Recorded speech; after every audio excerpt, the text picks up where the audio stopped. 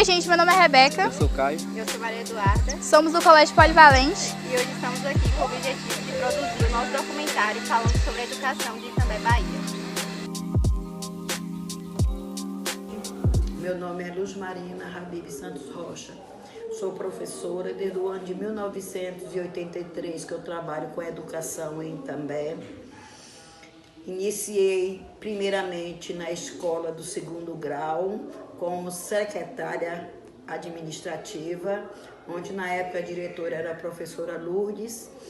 E como às vezes o professor Dorisvaldo Anjo me pedia para substituí-lo em aula de história, que ele precisava se afastar, eu acabei me apaixonando pela arte de ensinar. Por que eu digo arte? Porque para mim ensinar é uma arte. Você tem que saber as medidas corretas, a forma correta, o tempo correto e o que você pode fazer para que o aluno se interesse pelo estudo.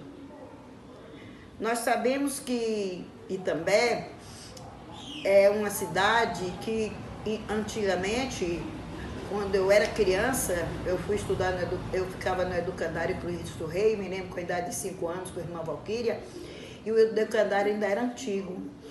E a gente ficava lá no semi-internato, e de lá eu fui para a escola de uma tia chamada Mariazinha, que ficava ali perto de onde hoje é o jardim da nossa igreja principal.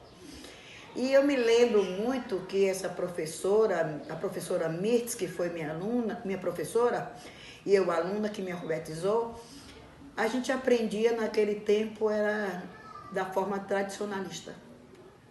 Era aquela velha história, ou você aprendia ou aprendia. Ou você decorava ou você não decorava, mas você tinha que decorar. Era obrigatório, tudo era na forma daquela história. A régua está na frente e eu estou atrás. E as mães apoiando. Só que com o passar do tempo, as coisas foram mudando. Foram surgindo mais escolas, foram abrindo para as pessoas mais humildes. As pessoas começaram a ingressar nas escolas com mais facilidades. As pessoas que trabalhavam na roça começaram a vir à cidade trazer seus filhos para estudarem. E também os filhos começaram a construir escolas nas zonas rurais para que as crianças tivessem a oportunidade de aprender, pelo menos a alfabetização. E eu, como no correr desse tempo, com o gosto que eu peguei, dando as aulas, como é que se diz, substituindo o professor Dori, eu resolvi ir para o Gilberto Viana e fazer um novo curso, porque na época eu tinha um curso de administração, e aí eu resolvi fazer o curso de magistério para eu poder ingressar em sala de aula. E aí eu fiz o curso de magistério e o meu primeiro emprego foi na zona rural. Fui trabalhar na zona rural com sala multisseriada, com crianças de 4 a 12, 14 anos. E a minha primeira turminha eu tive que alfabetizar. Aquela sala assim, onde era mista.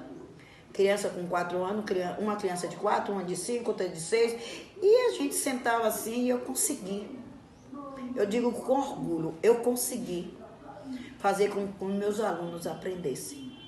E eu digo isso porque quando algum deles vieram estudar aqui no Everlane Guzmão, eu me lembro que a diretora elogiava muito os alunos da escola Ademar Santos, porque eles eram bem alfabetizados.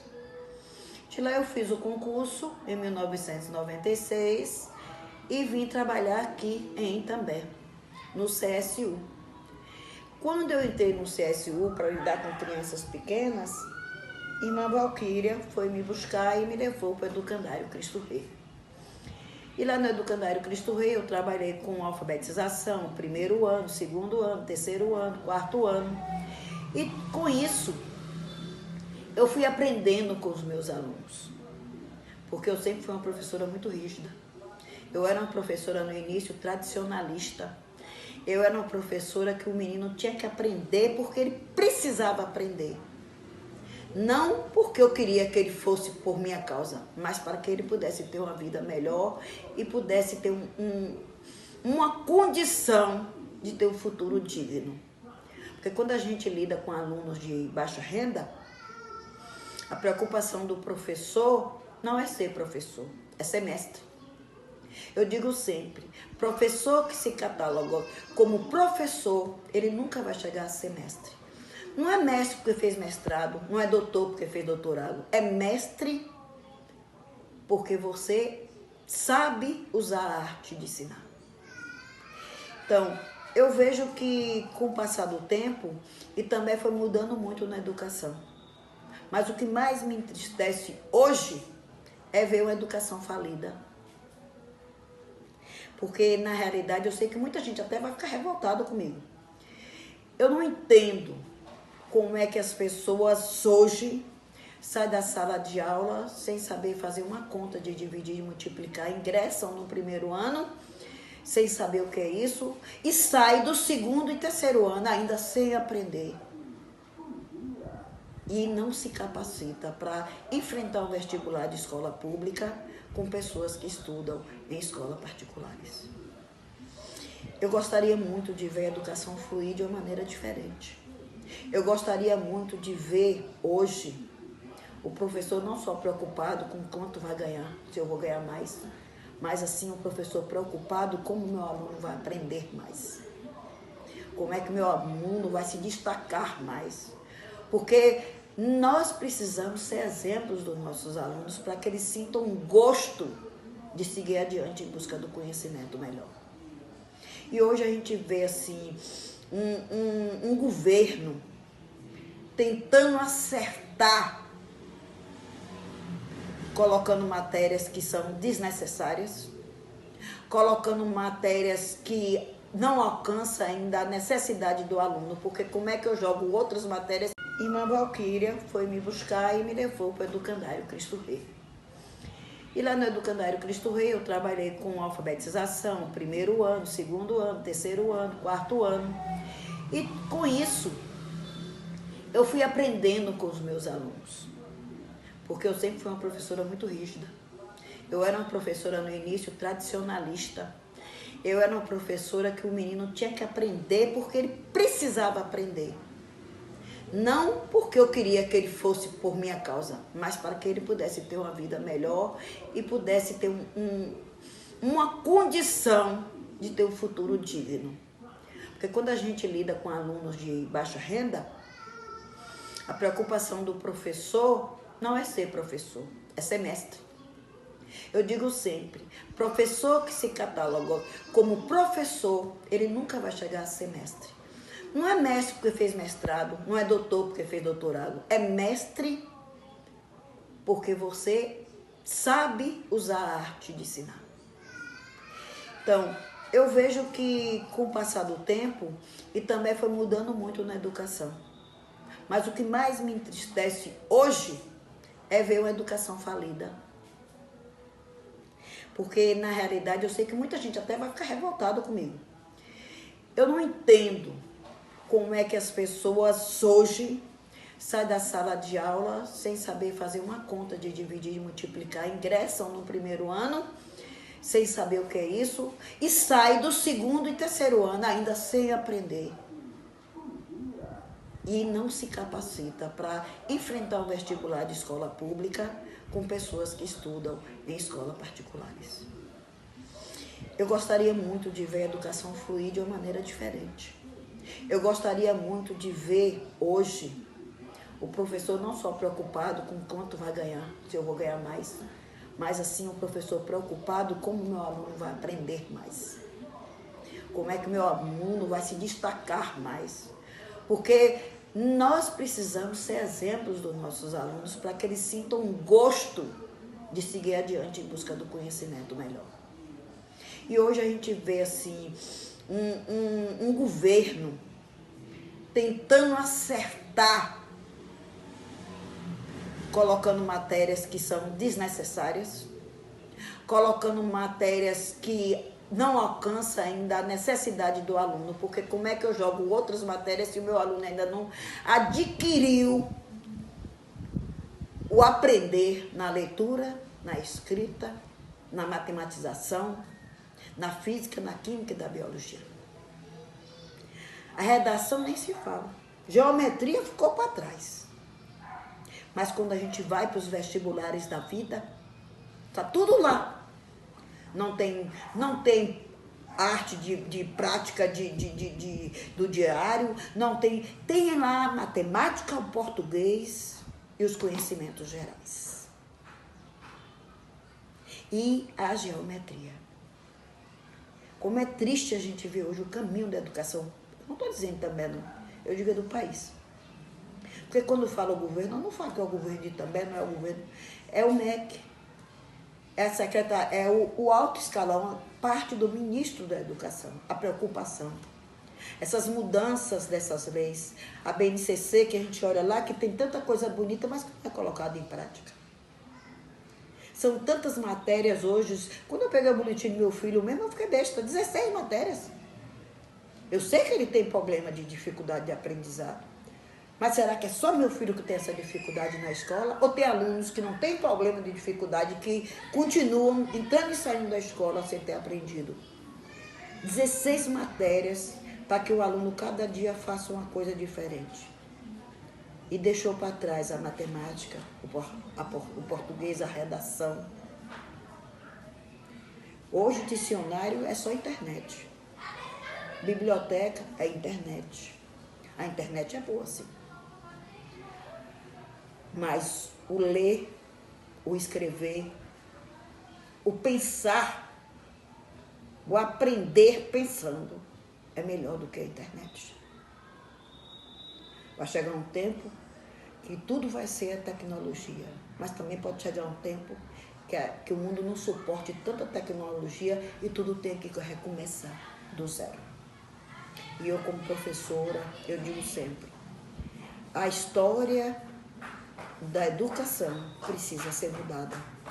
Mas não é mudada para adquirir só tecnologia, não. É mudada para um pensamento crítico, para um pensamento reflexivo em cima da aprendizagem. Em cima do aprender do aluno, do saber, da condição do aluno de seguir em frente, adiante, enfrentando todos os vestibulares da vida, enfrentando os mestrados, as pós-graduações, os doutorados, as graduações, mas com qualidade. Porque a base fundamental de uma criança vem do início escolar, que é o infantil, o Fundamental 1, o Fundamental 2, para que o ensino médio complemente. Eu agradeço a atenção, me perdoe se alguém se sentir magoado com minhas palavras, mas é como se diz, a gente tem que falar a verdade. E eu penso, como professora de história, que a gente não tem que esquecer o passado para viver o presente, não. O passado vai estar sempre presente na vida presente de cada um, porque foi do passado que surgiu as coisas. Foi esse passado que deu a oportunidade de nós estarmos aqui hoje. A aluna gravando e eu falando. Se a alta tecnologia está aqui hoje, ela iniciou no passado, dos estudos, de pessoas capacitadas, de pessoas com geniosidades de aprendizado para produzir o melhor. E para isso precisa do conhecimento. Me chamo Paulo, sou orientador de História e Física, e quando se trata de analisar a educação em Itambé, essa nossa pequena cidade na Bahia, nós temos que olhar que, assim como em outras partes do Brasil, ela é diversificada e vai enfrentar desafios e também oportunidades específicas. Eu vou fornecer uma visão geral da nossa educação. O sistema de ensino fundamental e médio ele vai seguir o currículo nacional, mas também incorpora elementos da cultura baiana, já que, obviamente, é o nosso estado. Existem programas a nível estadual para melhorar a qualidade da educação e combater a evasão escolar, que é a saída dos alunos, a perca de alunos, mas essas não têm surtido tanto efeito quanto esperado, já que mesmo que uma quantidade razoável de alunos esteja em sala de aula, o que se caminha é que em breve um grande número de analfabetos funcionais, em primazia decorrente dos desafios intelectuais pessoais de cada um, mas em grande parte também pela falta de uma nova profissionalização nos docentes, nos professores, principalmente daqueles que estão na educação há mais tempo, e se utilizam dos mesmos métodos de educação que com certeza não funcionam mais com essa nova geração dentro de uma sala de aula. E é claro que eu não posso me esquecer que, dentre tantos desafios que a educação também sofre, eu preciso incluir a falta de infraestrutura, que é de extrema importância para o conforto, né, e a facilidade no aprendizado. São ventiladores que não funcionam e fazem barulho, salas mal estruturadas, quadros negros péssimos, falta de equipamentos multimídias e, é claro, uma desigualdade educacional que varia também, né, já que a educação privada tem também deixado a desejar. Eu sei que, como parte da educação do futuro, aquele que irá gerir as novas mentes, esse pensamento é contrário à opinião de vários dos meus colegas, mas não posso deixar de citar uma realidade no município que está sendo vista, está sendo negligenciada, e eu sei que a nossa cultura desempenha um papel importante na educação e tem ênfase em preservar e celebrar a herança cultural local, mas às vezes é focado tanto nisso que esquece da educação a nível global. Afinal, os alunos não estão sendo preparados para um vestibular. Muitos dirão que é total, mas e não somente porque mais da metade dos conteúdos da grade curricular que é aplicada em sala de aula não faz o menor sentido em estar ali. Mesmo que faça parte da BNCC, pode-se utilizar aqueles assuntos que os alunos irão enfrentar e são recorrentes, principalmente no Exame Nacional do Ensino Médio, né, gente, o Enem. No município, a grande verdade é que as autoridades não estão preocupadas com o conteúdo, mas com a exposição de materiais fúteis e aulas supérfluas. Se pegamos provas como as Olimpíadas e também provas envolvendo a língua portuguesa, os alunos não estão preparados para questões lógicas, valendo ressaltar aqui que metade das provas são de lógica e com conteúdos que eles nunca viram em sala de aula. Eu fiquei 13 anos na rede pública da cidade e sei o quão difícil é competir com aqueles que fazem parte de instituições privadas de outros municípios, já que aqui não tem, né, e não tinha na época ensino superior federal, apenas você vai encontrar fora. Se o foco fosse a preparação para a vida acadêmica futura, a educação do povo também seria outra.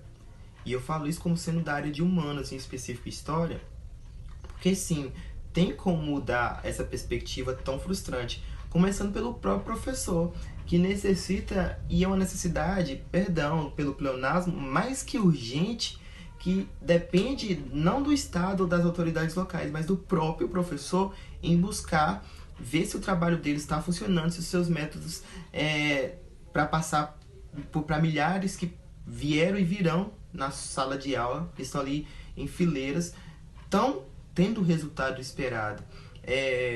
Repito, essa profissionalização ela é pessoal nesse momento. A espera vindo de superiores frustra aqueles que são colocados dentro de uma sala de aula confinados em 5 aulas diárias com o objetivo final de conquistar míseros 15 pontos para dizer que são alguém. Em última instância, eu me preocuparia e faria com que os colegas educadores não se preocupassem tanto com a infraestrutura, mas com a educação.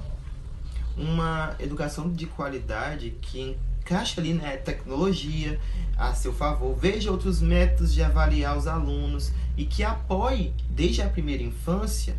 Na final, melhorar a educação é um desafio complexo, que requer sim esforço contínuo de diferentes partes da sociedade, nós sabemos disso,